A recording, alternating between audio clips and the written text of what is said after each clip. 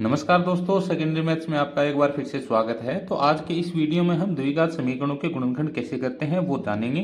तो यहाँ पर हम सबसे पहले ये जान लेते हैं कि द्विघात समीकरण का जो मानक रूप होता है यानी कि सामान्य रूप होता है वो ax² plus bx plus c बराबर 0 यानी ऐसे इस रूप में द्विघात समीकरण लिखी होती है। तो यहाँ पर जो a b c दे रखा है वो होते हैं अचर पद यानी कि इनका मान कांस्टेंट होता है यानी कि इनका मान नियत होता है। और आगे है x जो ये दे रखा है, तो ये x होता है चर पद यानी इसके मान अलग अलग होते हैं, इसके मान चेंज होते रहते हैं। तो यहाँ पर दो उदाहरण लिखे हैं कि x² प्लस 7x प्लस 10 बराबर 0 यानी इस समीकरण के हमें गुणनखंड करने हैं। तो गुणनखंड कैसे करेंगे, तो सबसे पहले हमें ध्यान रखने वाली जो बात है उसमें ये है कि जो x के जो गुणा में जो अंक दे रखा है यानी x का जो गुणांक है गुणनखंड उसी के यानी कि उसके दो टुकड़े किए जाएंगे। यानी x का जो गुणांक है वो कितना है 7, तो इस 7 के हमें दो टुकड़े करने हैं।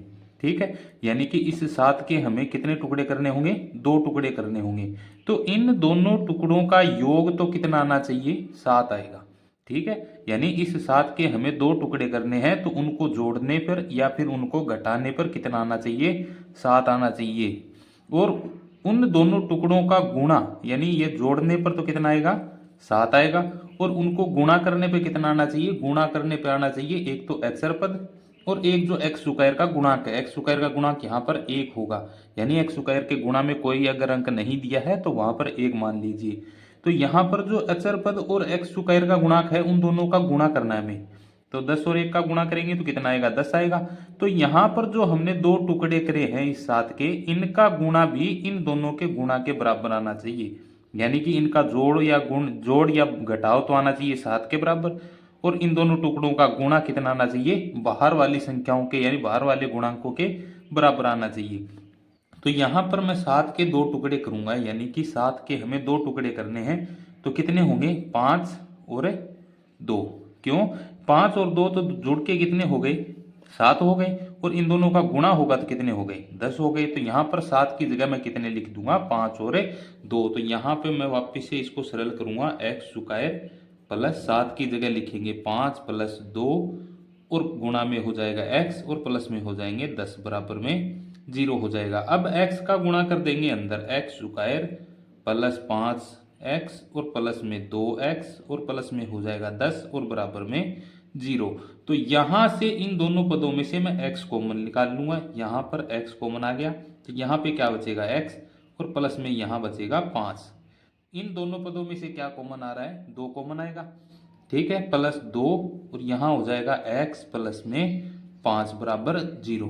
कॉमन निकालने का मतलब यही है कि उन संख्याओं में दोनों चीज यानी कि कोई अगर दो संख्याओं में से हम कॉमन निकाल रहे हैं तो उन दोनों संख्याओं में उस कॉमन निकाले की संख्या का भाग जाना चाहिए। तो यहाँ पर मैंने इन दोनों में कितने कॉमन निकाल लिए, 2 कॉमन निकालने। तो यहाँ पर भी 2 का भाग जा रहा है और यहाँ पर भी 2 का भाग जा रहा है। तो यहाँ से 2 कॉमन आ गया। अब ये दो पद फिर से हैं हमारे सामने, तो इन दोनों में से कौन सी चीज सेम है यानी कि कॉमन आ रही है। तो यहाँ पर x प्लस 5 और यहाँ पर भी x प्लस 5 है, तो इसको बाहर निकाल लेंगे यानी कॉमन निकाल लिया। तो यहाँ पे बचेगा x और यहाँ पे प्लस 2 बचेगा और बराबर हो जाएगा 0।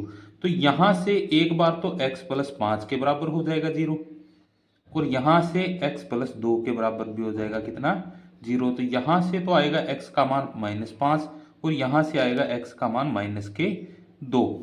ठीक है, ऐसे हम इस जो द्विघात समीकरण है इसमें से हमें x के मान निकाल सकते हैं। सेम टू सेम इसी तरीके से हम इसी समीकरण में गुणनखंड निकालने हैं। तो कैसे निकालेंगे, पहले हमें x का गुणांक देखना है। x का गुणांक कितना है, -13 है ना। तो -13 को हम दो टुकड़ों में तोड़ेंगे, -13 को दो टुकड़ों में तोड़ेंगे जिनका योग या फिर घटाव क्या आना चाहिए, -13 आना चाहिए। और उन दोनों का गुणा करने पे कितना आना चाहिए, एक तो अचर पद और जो x² का गुणांक है इन दोनों गुणा के यानी कि 21 को 2 से गुणा करेंगे कितना आएगा, 42 आएगा। तो गुणा इन दोनों टुकड़ों का कितना आना चाहिए, 42 आना चाहिए। तो मैं -6 और -7 लिख लेता हूँ। इन दोनों को जोड़ेंगे तो -13 आ जाएगा। ठीक है, और इन दोनों को गुणा करेंगे तो माइनस माइनस हो जाएगा प्लस और 6 गुणा 7 हो जाएंगे 42। तो यहाँ पर 13 की जगह मैं क्या लिखूंगा, -6 और -7 लिखूंगा। तो यहाँ पर मैं सरल करता हूँ इसको, 2x²। तो यहाँ पे -13 की जगह लिखना है तो यहाँ पे मैं लिखूंगा प्लस -6 -7 और गुणा में हो जाएगा x और प्लस हो जाएगा 21 और बराबर हो जाएगा 0। अब इस x का अंदर गुणा करेंगे तो कितना आएगा 2x² माइनस के 6x और माइनस के ही 7x और प्लस में हो जाएंगे 21 और बराबर में 0। अब इन दोनों पदों में से क्या कॉमन आ रहा है, एक तो 2 कॉमन आ रहा है यानी 2 का भाग इसमें भी जा रहा है और इसमें भी जा रहा है, तो 2 कॉमन आ जाएगा और एक x भी कॉमन आ रहा है, तो यहाँ से हम 2x कॉमन निकाल लेंगे। तो यहाँ पे क्या बचेगा, फिर x बचेगा और माइनस में यहाँ पे कितना बचेगा 3।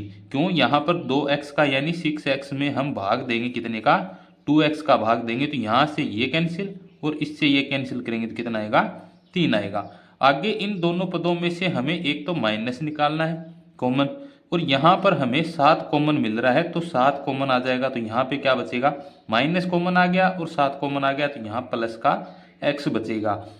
आगे है माइनस का 21, तो सॉरी प्लस का 21 है और हमें कितना कॉमन निकालना है माइनस का 7, तो इसमें इसका भाग देंगे तो कितना आएगा 3 और ये हो जाएगा माइनस, तो माइनस का 3 कॉमन आएगा, बराबर में कितना हो जाएगा 0। अब इन दोनों पदों में से वापिस से क्या कॉमन आ रहा है x -3 कॉमन आ रहा है, तो यहाँ से x -3 कॉमन निकाल लेंगे, यहाँ बचेगा 2x और यहाँ बचेगा माइनस का 7 और बराबर में हो जाएगा 0। तो एक बार तो इसके बराबर में 0 रखेंगे, एक बार इस बराबर में 0 रखेंगे, तो x के 2 मान आ जाएंगे। तो यहाँ से x -3 बराबर 0 रखने पे x का मान कितना आएगा प्लस का 3। यहाँ पर 2x -7 बराबर 0 है, तो यहाँ से x का मान निकालेंगे तो 2x ये -7 आगे जाएगा तो प्लस का 7, यहाँ से 2 गुणा में है आगे जाएगा तो x का मान कितना आ जाएगा 7/2 आ जाएगा।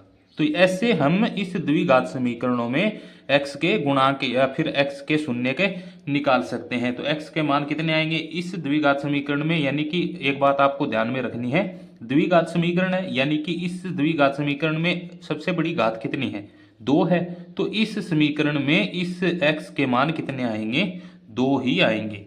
अगर यहाँ पे x की घात 3 हो तो x के मान कितने आएंगे 3 आएंगे, यानी कि जितनी हाईएस्ट घात होगी x के मान भी उतने ही आएंगे। तो आई होप आपको समझ में आ गया होगा ये द्विघात समीकरणों के गुणनखंड कैसे करते हैं। तो मिलते हैं अगले वीडियो में।